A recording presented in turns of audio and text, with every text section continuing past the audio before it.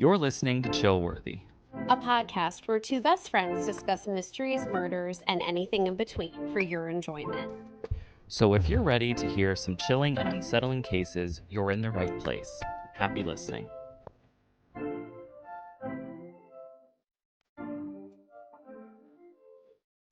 Hello, welcome back to another episode of Chillworthy with Brent and Talia. Hi, everybody. How are you doing on this spring day? I'm doing very well. It is so sunny out and just gorgeous. You know, I was thinking, I said to someone this week, and maybe it's because we've still had some pretty cool temperatures like at night and in the morning, but there isn't a lot of green on the trees. I feel like there normally is by this time, this kind of later in spring, you know? It's sad. Yes. But it's supposed to be in like the 80s this week. 80s. Well, I don't know if I like the sound of that. I know. 70s is fine, but Right. I don't know if 80s is for me. Right. Brent, everyone. Brent got me a shirt. And I'm obsessed with it. It's so freaking cutie. And it didn't like compute when I opened it what it said. So I love axolotls. And this previous vet that we used to go to had one in their waiting area, and I was mesmerized by it. It's just like this, like, you know, in my head, this like tiny sea creature, prehistoric miracle creature. And, you know, I said to Brent today, like, when am I ever going to see one of those again? Like, you just don't see them. And that was the first one that I've ever seen, and only one I've ever seen. And it was just magic, you know? So anyway, so this t-shirt has one on it. And it says, I axolotl questions. Yeah. Oh my God, what a gem. So thank you again very much. Oh, I can't wait to freaking wear it. How amazing.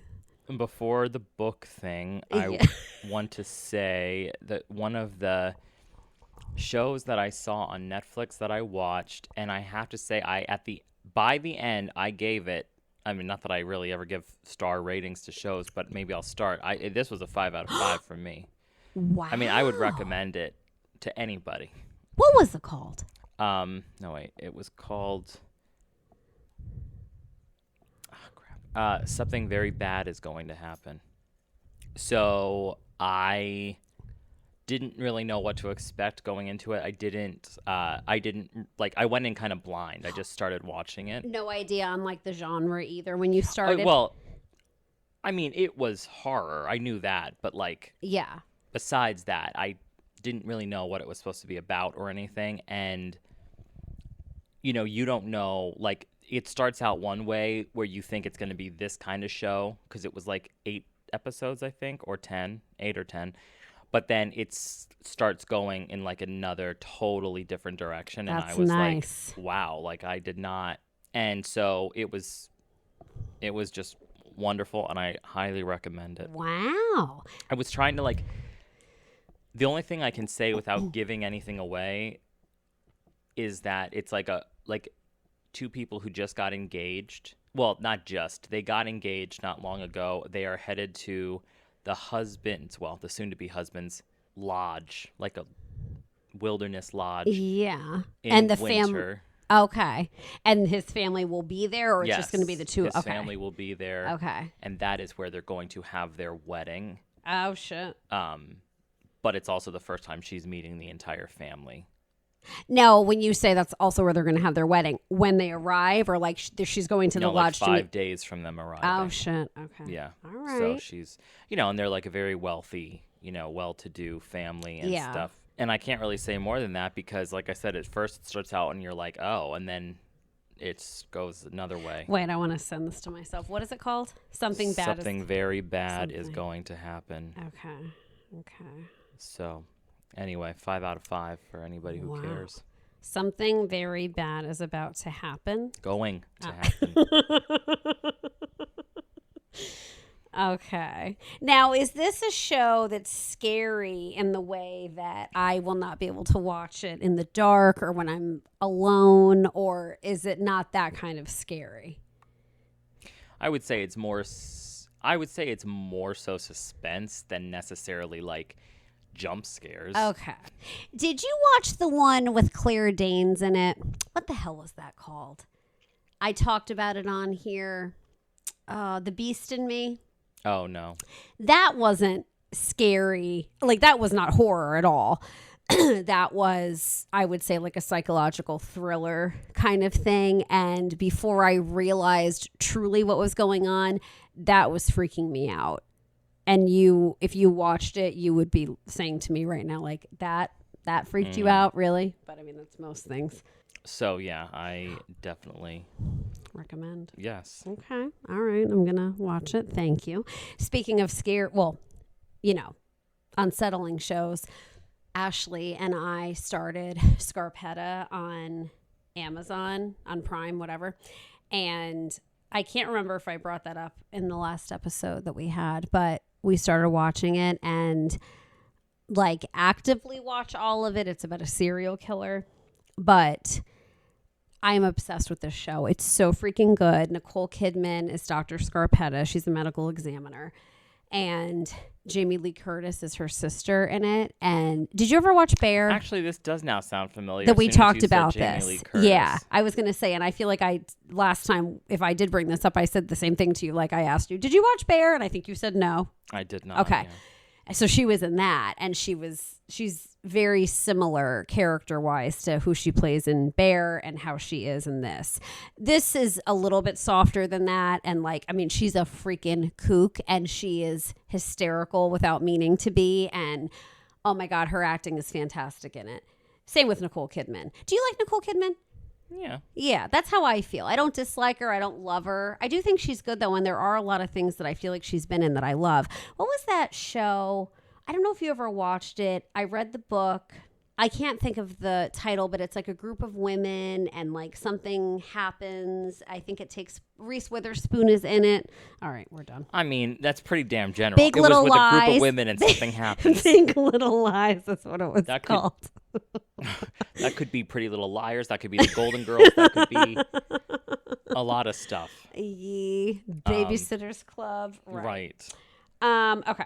So we have one more episode left of that, but it's been very good. So I do recommend, but I'm assuming you're not up to date on this by any means, but they are doing the series finale season of American Horror Story finally. Ashley just told me that.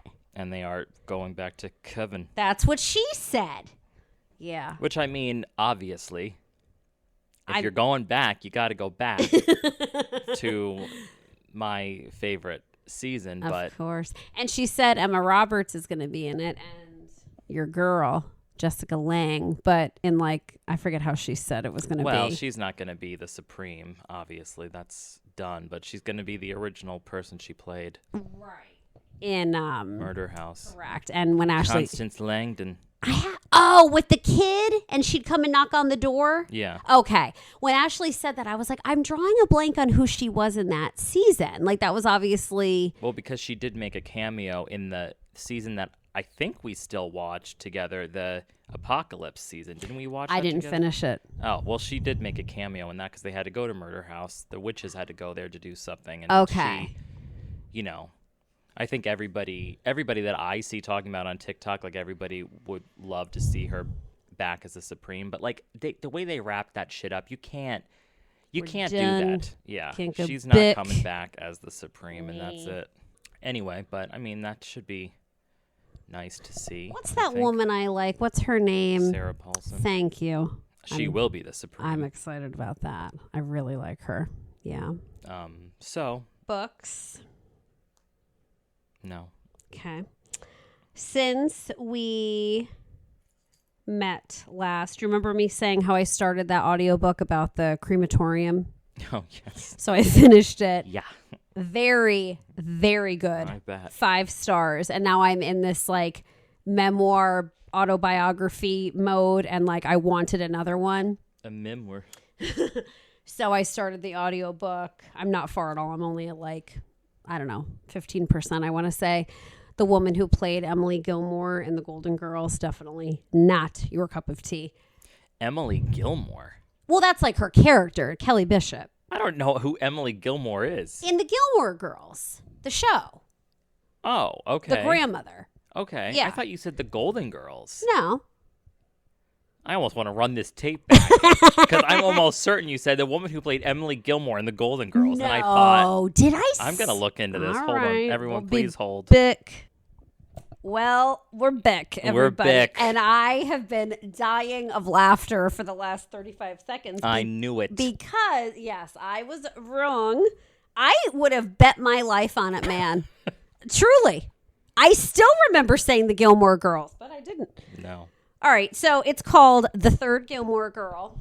You know, it's going into how she got her start. She is the reader of the audiobook, which I like that when the author reads it. Mm-hmm. So it's good. You know, a little slow going, but she kind of is bet. trying to set the scene of her start, which I appreciate, her life, you know, when she was younger. Mm-hmm. I started Theo of Golden by Alan Levy.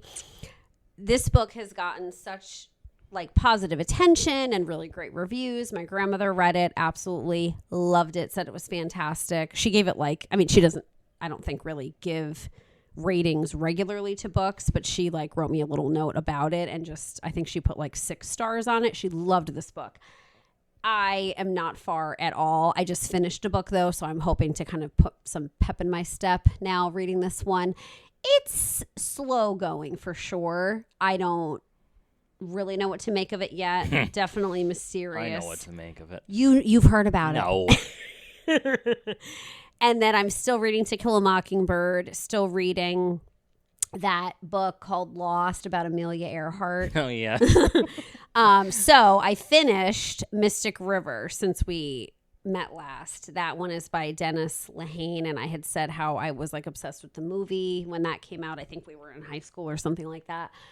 I will say it is the closest book that I have ever read, like after watching the movie, of like in terms of I watched the movie first, then read the book.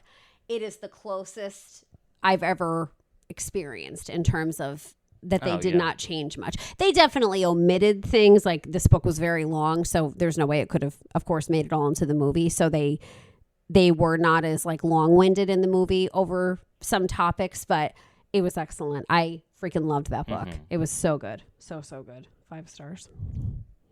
All right, 13 minutes. Not bad. Nope. All right. Are going to be, and by we, I mean I, am going to be doing the case of Dorothy Jane Scott. Dorothy. Yes, which I am. I mean, I told you I've been rewatching The Golden Girls, and I'm in season 4 now, you know, and I'm just trucking along. It's like a nightly thing now. Absolutely. It's just put them on. Yeah. You know, not that I'm not necessarily, it's not like every time I leave the room I pause it or anything. Of course. But, I mean, I'm seeing like 90% of these shows. In it to win it. So. And that's a nice season. I mean, they're all nice, but 4 is a nice one. I enjoy it. Yeah, they're all, I mean. 4 through 6. I do, though, love 7. I just refuse to ever watch it because it's the end. Well, yeah. And I did not long ago. I mean, and it is strange because we have like some episodes we both highly enjoy, but then we have like different episodes where I think they're some of the best, and you, after hearing me say that, say they're some of the worst. Oh my gosh, which just to be freaking the nurse? Yeah, that one's good, but it's the housekeeper one. I do not like that episode. I will give you though, the nurse one was on the other day because we continuously, as I've told you, Nurse Deferge. we have Gigi's playing all day, every day in the background, and that was on the other day. I was doing stuff. I wasn't like sitting down watching it, but something happened in it, and I was like, this episode is not terrible. Certainly not. No, I wouldn't say it's my favorite, but yeah. Anyway, you like Henny Penny. You like the murder mystery. Exactly. That's what I said. We have 2. Yes. Not 2. We have a lot that I feel like we do align on, but then Yeah, the housekeeper one is always a favorite of mine. That's probably my least favorite Tiara. episode. You told me something to buy her something I'd get for myself. Yeah, the nurse one for sure. Do you like Cousin Sven? He's all right. Do you like I'm in love with Blanche. with or what the hell is his name? When Stan's cousin comes. Oh, Cousin Magda? Hell yeah. I don't love that episode. And we also differ. I'm sure these people are thinking, what the hell? By these people, I mean the poor listeners. But I think we also end up on different sides of the family tree as well. Like who we prefer. I like Aunt Angela. You are all about that Uncle old man. Angelo. I do not like Aunt Angela. She's like, and I heard a voice from the vicinity of my knees. Stupid. Do you like Clayton? Kiwi Bombonzi. And he was running from the mob. Yeah, Clay's fine. Big Daddy, 1 and 2. Nah, he's all right. Bye, Big.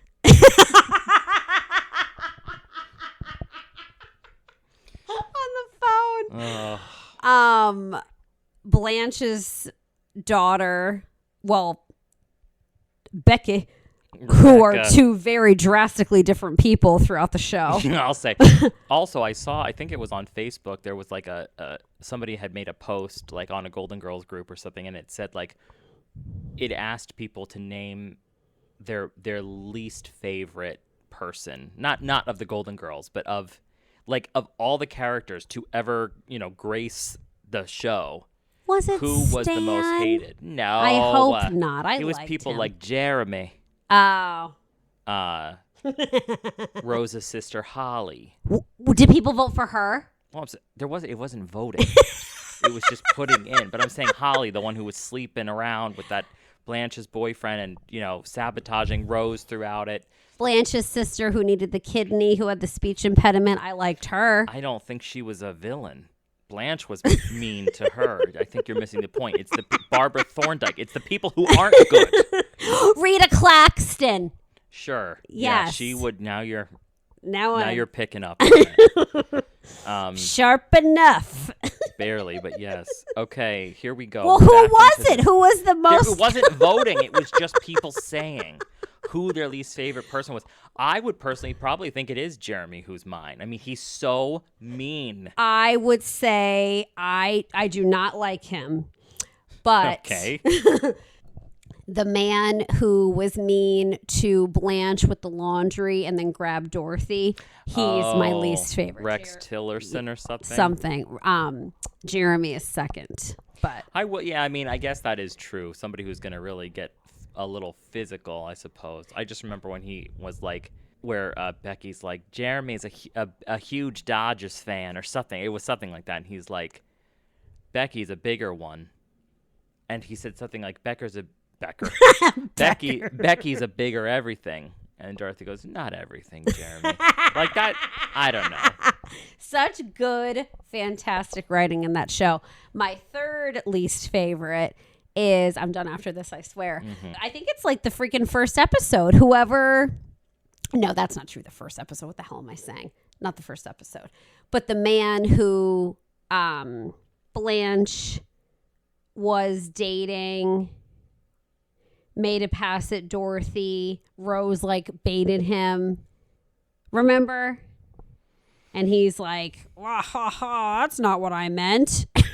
I don't know what the hell you're talking about, so I don't even think that episode exists. No, I swear it does. She's around the cocktail cart. No. I'm so sorry. Dorothy was with him.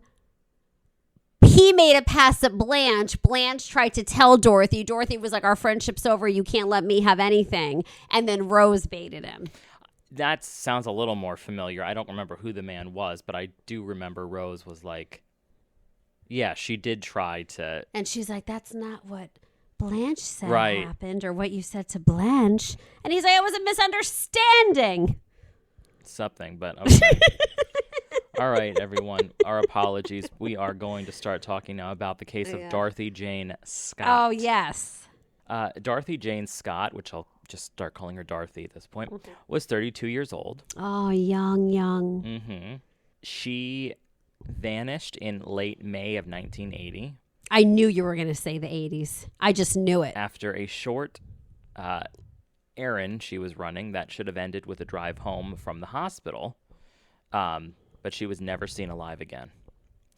So in the records, Dorothy is described through the everyday roles that made her disappearance so jarring. So this is, she lived in Stanton. I'm not Ohio. I think so.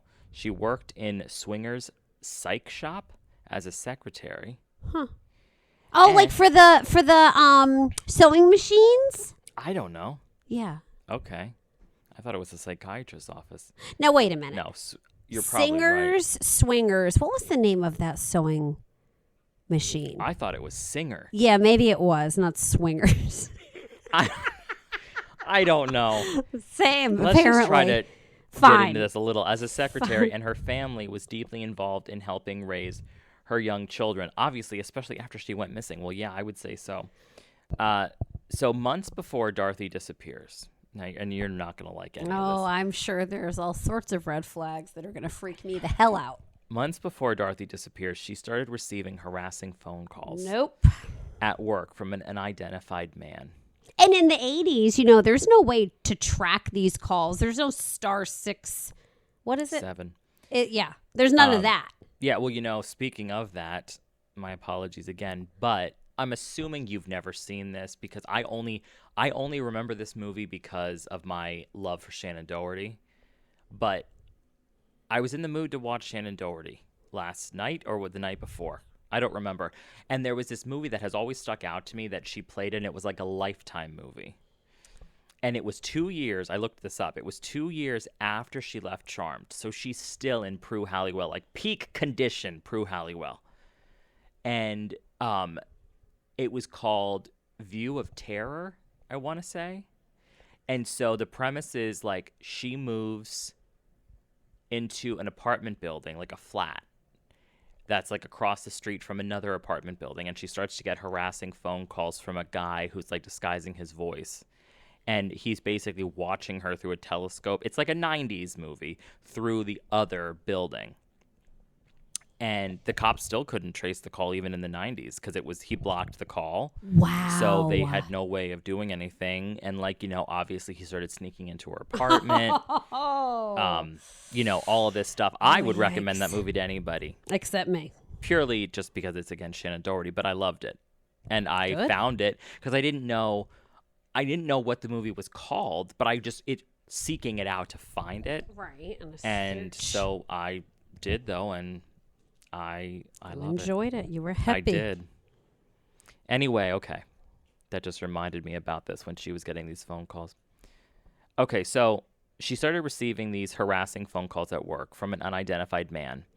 The calls started they were kind of like halfway like love calls and halfway like threatening calls. Oh, sounds nice. So at least one incident, later repeated in multiple accounts, captures the stalker's style. So what he did was he directed her to go outside.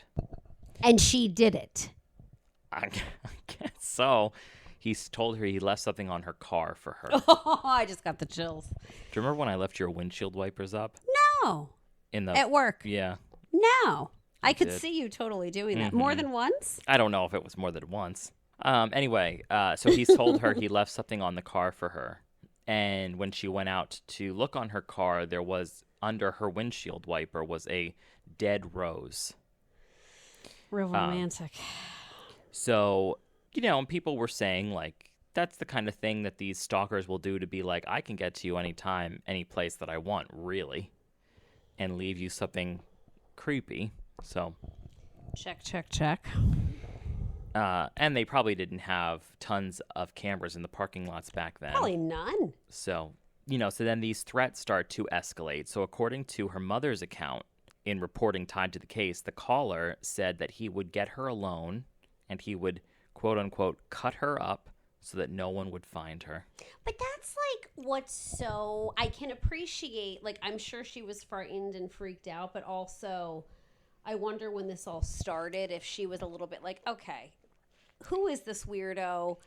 What an extreme thing for a complete stranger, we think a complete stranger, targeting her randomly like that and like feeling such intense animosity, wanting to like cut her up. Like, where the hell is that coming from? You know what I mean? Like, it's not like it's I don't know. a lover from the past, but for all I know, maybe it is a lover from the past. So continue.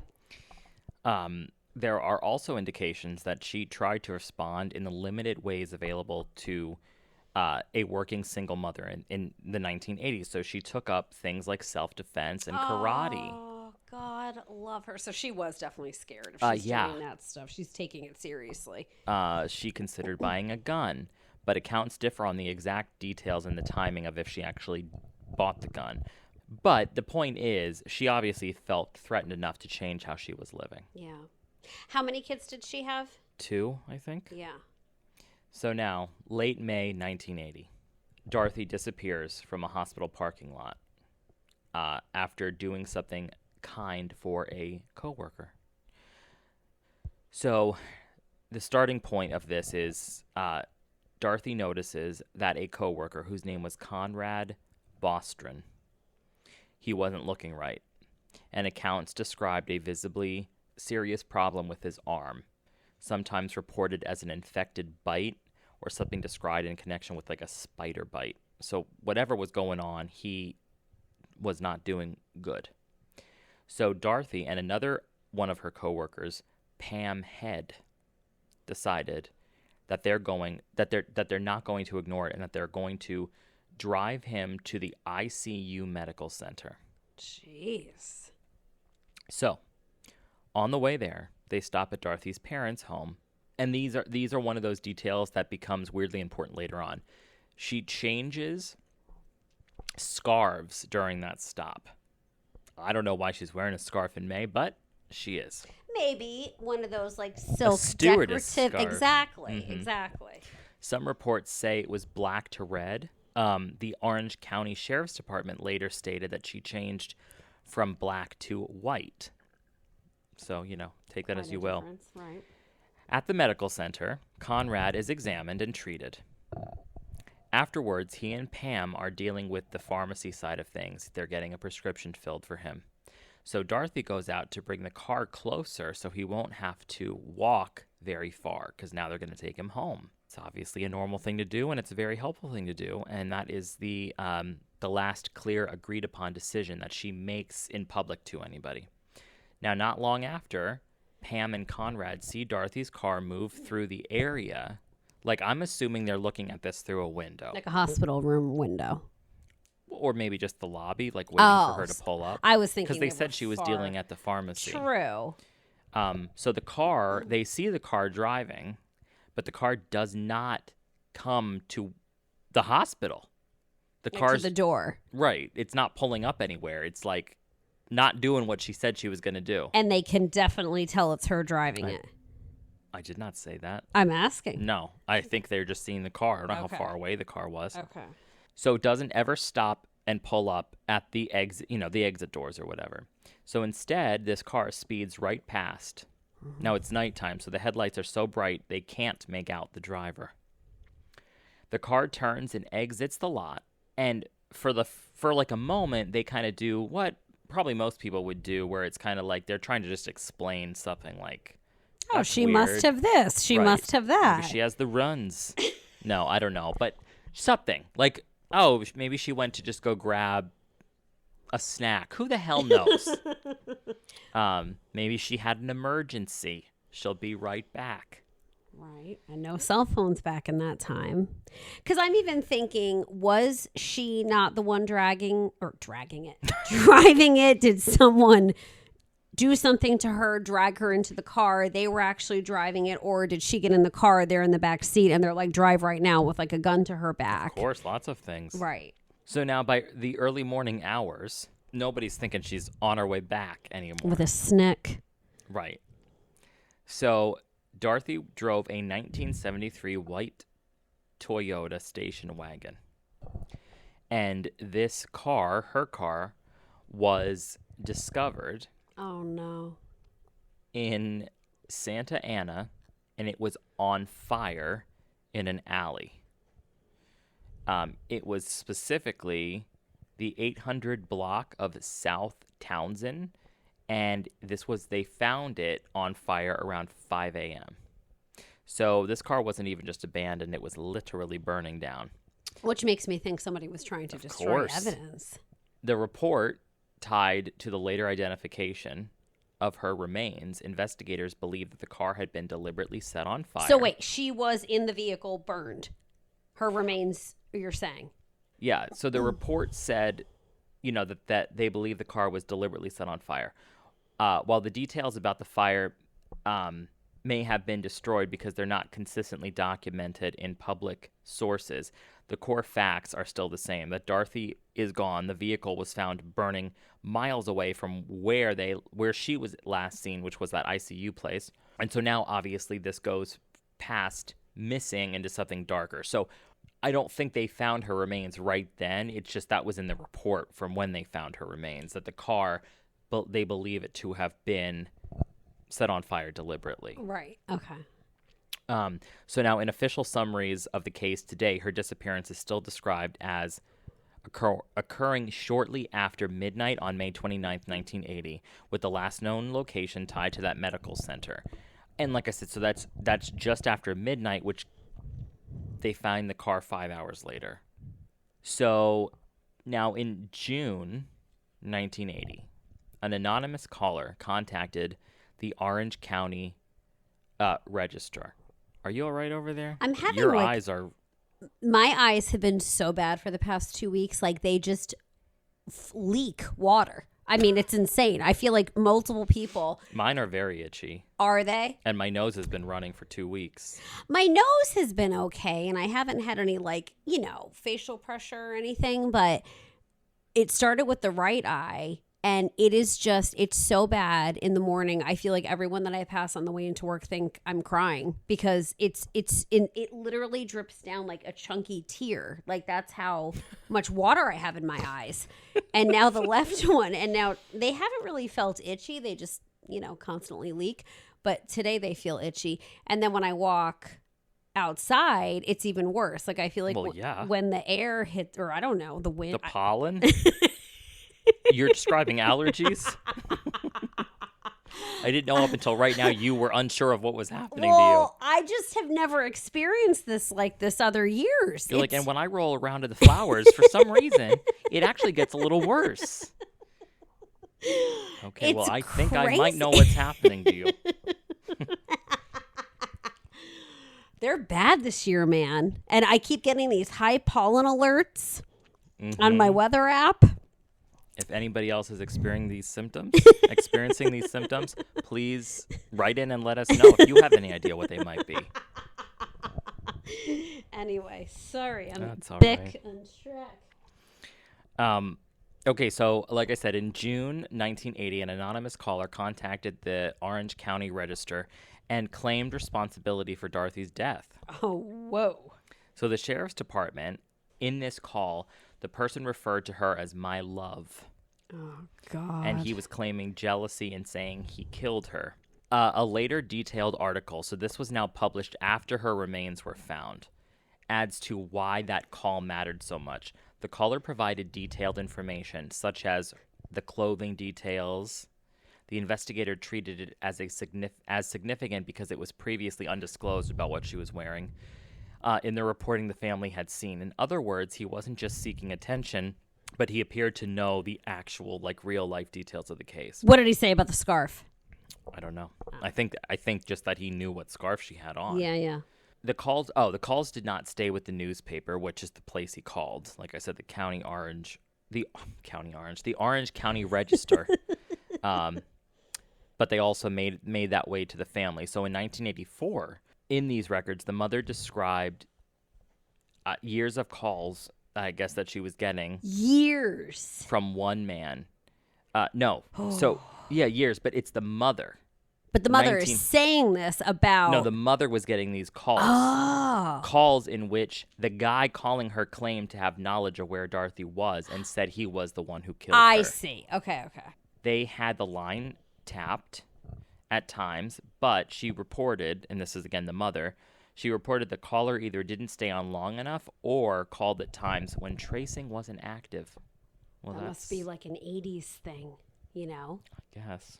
Calls coming, so there were some like patterns. Calls came almost every Wednesday, primarily to the mother. They stopped briefly when the father would pick up instead. Whether or not every detail of that pattern can be independently verified from every surviving public record, the overall shape is still consistent across all the different retellings online. Like that the caller did maintain contact, and it was usually Wednesdays. Do we know anything about her, like the father of her child/children? Not What that I'm he's aware of. Up to, yeah. So now we're at August 6th, 1984. This is where things go from where is she to what happened to her. A construction crew foreman, Jesse Loza, he finds skeletal remains and dog bones in a brushy area about 30 feet from the Santa Ana Canyon Road. This mustn't have been Stanton, Ohio then, because Santa Ana, I'm thinking Santa Ana winds. Like, that would be California, right? Actually, yes, upon checking into this, it is not Stanton, Ohio. It was Stanton, California. So all of this Sorry is about happening that. on the Golden Coast. I thought you were going to say the Golden Girls. I was like, no, that doesn't make sense. The coroner's discussion in the same reporting reflects the reality of these long delayed discoveries.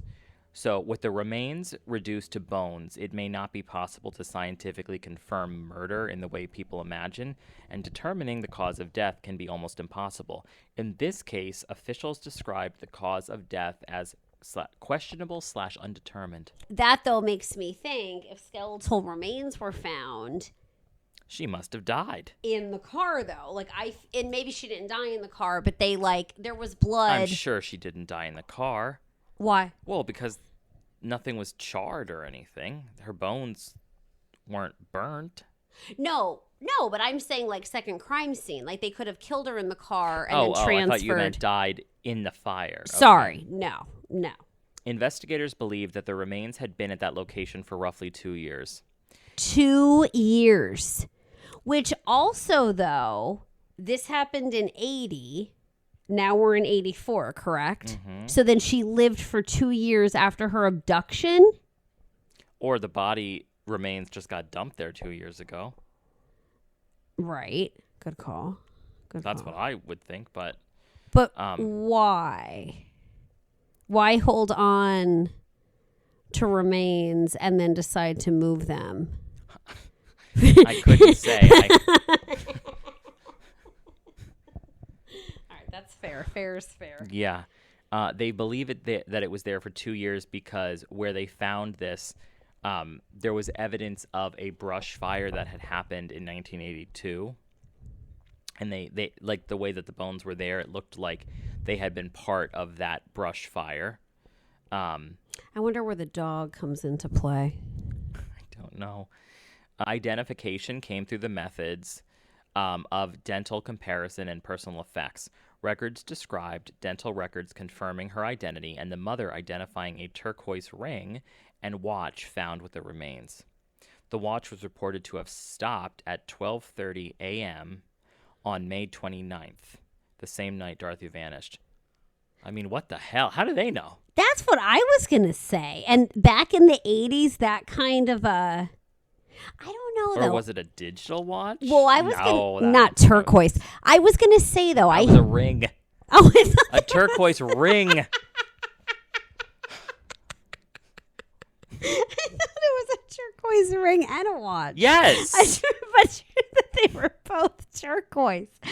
I have a memory, though, I'm pretty sure, of my mom having like a nice, what do you call it, an analog watch? Is that what you call it? Okay, I guess. Wind up, whatever, you know what I'm saying. Not a digital. Right. And I think it had, you know what it had? It didn't have it had the date. It would be like 2/9 for the 29th, but it didn't have the month. I see. So I wonder if that's what it's Well, saying. maybe this one had both. But maybe. But also, just because a body has ended life, just because somebody passes. A watch isn't going to stop working? Yeah. Correct. I gotcha. Right. So that doesn't make sense. I don't know. Maybe it was damaged as she was killed. Maybe the fire Maybe. damaged it. Who the hell? Maybe it got waterlogged. I don't know. Maybe. So now, Yeah. even with this recovered body, the central questions are still there. Like, what the hell happened here? No public sources indicate an arrest or a charged suspect or a confirmed motive that can withstand scrutiny. The current sheriff's department summary still describes the likely suspect as a man who repeatedly called Dorothy and her family, yet the man has never been identified in any official public way throughout any of this case. Never. So, Wow. It is insane to me, the things that go on in the world, and that, like, granted, the 80s, like we talked about, surveillance was really not a thing, like in terms of cameras and whatever, but like to kill someone, and in this case, abduct somebody, kill them, and no one saw anything. Not a single witness. You didn't make a mistake where you were discovered. Like, that's crazy to me. Crazy. I also find it fascinating. How would the killer know she was going to be at that ICU place? It's not like she worked there. No. And even if you were stalking someone, You'd unless have to have literally followed her from her other job where the guy got the spider bite. You'd have to have already been, well, I mean, which just isn't out of the ordinary, because if he's leaving flowers on her car, he knows where she is. Exactly. But the idea that he is watching that closely, that then he gets into his car, follows her and her two friends to another hospital, and taking her from the hospital parking lot. Granted, it was dark, but hospital parking lots are notoriously, like, active. They're not like dead zones. So yeah, I don't know. I'm just saying that's very coincidental that he had to have been stalking her to the point of being physically near her, knowing she was getting into the car to take her friends somewhere, following that car, not knowing where they were going, probably then parking super close to her car. And maybe it was just a stroke of luck for this man, if you will, that she happened to go out by herself to the car. Because if either one of her friends would have gone out with her, I don't think the same thing would have happened. No, you're right. It was like a crime of, I mean, I feel like he was intending to do this at some point, but Well, this worked out perfectly with her being alone. You're right. I mean, I think the other part of this story, because I mean, that's basically where the story wraps up. There is no wrapping up. She was found with, her remains were found. Nobody knows who did it. Nobody knows why. But I think the other part is like that bizarre detail of this man that continues to call the mother Even after. and says, I did it. Very strange that, like, you would want to keep putting yourself out there constantly. Oh, yeah. And like risking potentially being found, discovered, whatever. Right. Yeah. Oh, may Dorothy rest in peace. What a horrible, her poor family, those poor kids. Obviously whenever these things happen, it's so sudden and no one is expecting their loved one to go missing, pass away, be abducted. And then now, at least, I am not at all trying to minimize what happened to her, but at least it is a case where they do have closure in the way, not who did it, but that her body was found. You know what I mean? Like, right. Not a situation where they never found her, but still absolutely horrible and a complete nightmare for these poor people. I did look up an article quick just to see, and it said that it was June 12th, 1980, which I think I might have said that, but when the man called that newspaper, he said, this was the quote that he gave them: "She was my love. I caught her cheating with another man. She denied having another man. I killed her." So that's what he said. Which, even that, it's like,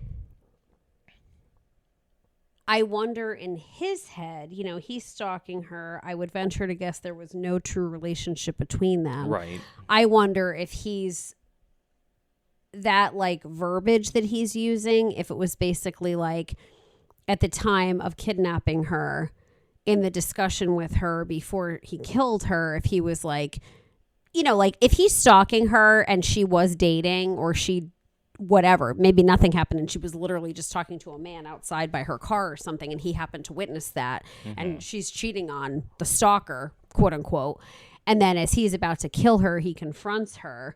And then in that discussion, she's like, what are you talking about? Like, no, like I'm not with him or whatever she said, trying to fight for her life. And then that's what he's telling the newspaper. Like, she denied cheating on me. Yeah. Okay, sir. There was no cheating on anyone. Like, what a sick ticket. Which, oddly enough, again, it brings me back to this Shannon Doherty movie, because one of the things he tells her when he starts stalking her, because she's never met the man, is he's like, when he calls her, he gives her these 3 rules. And he says, number 1, like, you can't call one of the rules was you can't call the police. Okay. One of the rules was either you can't close the drapes or you can't leave the house. But I think it was you can't close the drapes. And then the third one was you can't have any boyfriends. This entire thing is crazy. And what happens. I'm sure this has happened to people. I'm sure it has. Aren't Lifetime movies like based off real things, or is that not a thing? I've never watched one. Well, some of them are, but yeah, I don't think everyone. Oh. But I don't think any of that sounds too far-fetched. It's insane sounding, but right. Yes. So yeah, that is the story. Yeah. But well, good job. But highly yes, disturbing. May she rest in peace, Dorothy Jane Scott. Yeah. So I don't know. Unless you have anything else to say, I guess we're wrapping it up. I don't. This is very sad. Speak up a little bit. I said I don't. This is very sad. All right, everyone. Well, thank you as always for tuning in. Yeah. Hanging out with us. Yeah. We'll catch you next time. But until then, stay safe and stay chill. Bye, everyone. Goodbye.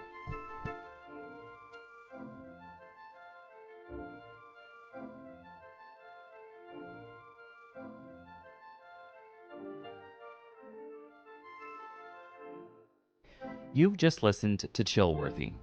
Thank you for joining us on this latest episode. While we strive to keep our discussions engaging and lighthearted, we also wanted to take a moment to acknowledge the real lives and events that are at the heart of these stories. We try to approach each topic with a sense of curiosity and respect, fully aware of the impact these events have had on the individuals and their loved ones. Our goal is to honor their memories by keeping their stories alive and shedding light on the mysteries that surround them. If you enjoyed this episode, please remember to subscribe, rate, and leave a review, and don't forget to join us on the next episode of Chillworthy.